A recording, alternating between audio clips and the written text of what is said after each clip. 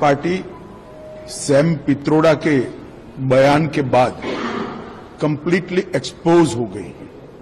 सबसे पहले घोषणा पत्र में सर्वे, मनमोहन सिंह का पुराना बयान जो कांग्रेस की लेगेसी है कि हम देश के संसाधन पर सबसे पहला अधिकार माइनॉरिटीज का मानते हैं, और अब इनके मैनिफेस्टो बनाने में जिनकी अहम भूमिका है वो सैम पित्रोड़ा का बयान कि संपत्ति के बंटवारे पर विचार होना चाहिए। इंडियन ओवरसीज कांग्रेस के अध्यक्ष सैम पित्रोदा के एक बयान से भारत की सियासत में हलचल बढ़ गई है।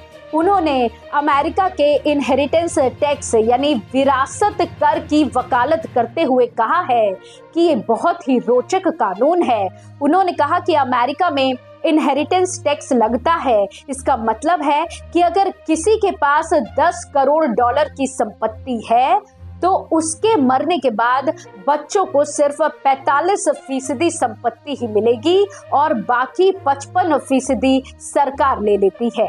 पित्रोदा ने कहा कि भारत में ऐसा कोई कानून नहीं है। यहाँ अगर किसी के पास 10 अरब रुपए की संपत्ति है तो मरने के बाद उसके बच्चों को सारी संपत्ति मिल जाती है, जनता के लिए कुछ नहीं बचता।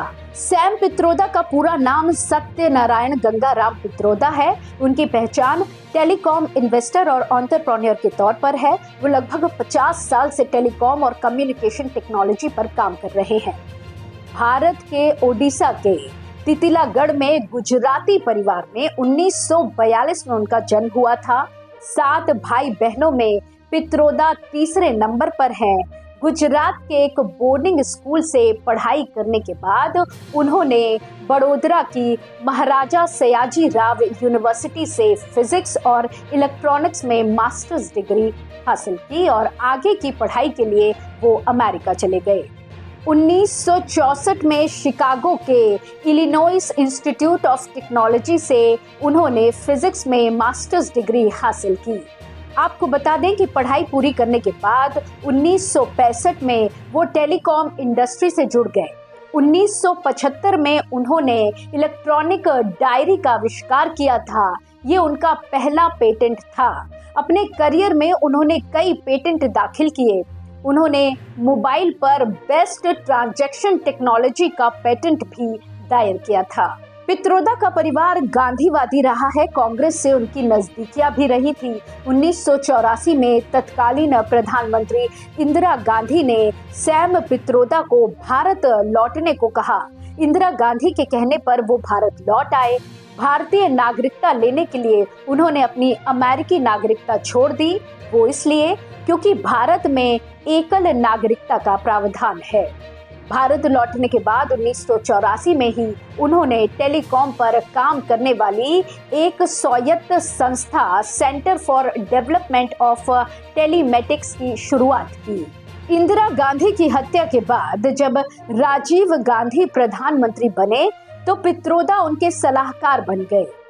1987 में राजीव गांधी ने उन्हें टेलीकॉम, वाटर, शिक्षा, इम्यूनिटाइजेशन, डेयरी और ऑयल सीड्स से जुड़े 6 टेक्नोलॉजी मिशन का हेड नियुक्त किया। भारत की इंफॉर्मेशन इंडस्ट्री में बदलाव करने के लिए उन्होंने राजीव गांधी के साथ मिलकर कई सालों तक काम किया। उनका काम भारत के हर कोने तक डिजिटल टेलीकॉम का विस्तार करना था। भारत में कई सालों तक काम करने के बाद 1990 के दशक में पित्रोदा वापस अमेरिका लौट आए। यहाँ शिकागो में रहते हुए उन्होंने कई कंपनियां शुरू की। मई 1995 में वो International Telecommunication Union World Tel Initiative के पहले चेयरमैन बने। साल 2004 में जब कांग्रेस की अगुवाई में यूपीए सरकार बनी तो तत्कालीन प्रधानमंत्री मनमोहन सिंह ने पित्रोदा को नेशनल कॉलेज कमीशन का अध्यक्ष बनने के लिए आमंत्रित किया। मनमोहन सिंह के न्योते पर पित्रोदा दोबारा भारत लौटे। 2005 से 2009 तक पित्रोदा नेशनल कॉलेज कमीशन के अध्यक्ष रहे।